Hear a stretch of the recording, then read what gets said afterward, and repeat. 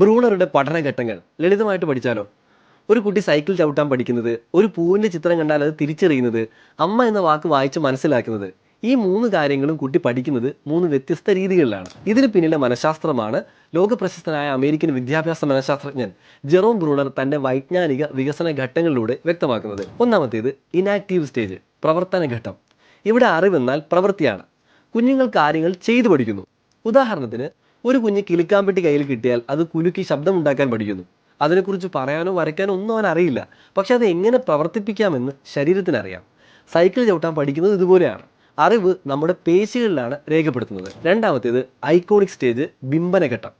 ഇവിടെ പഠനം ചിത്രങ്ങളിലൂടെയും ദൃശ്യങ്ങളിലൂടെയുമാണ്.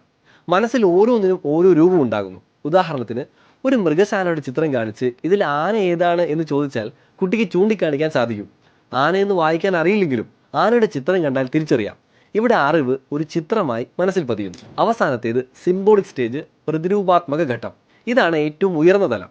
ഇവിടെ നമ്മൾ ഭാഷ, അക്ഷരങ്ങൾ, ചിഹ്നങ്ങൾ എന്നിവ ഉപയോഗിച്ചാണ് പഠിക്കുന്നത്.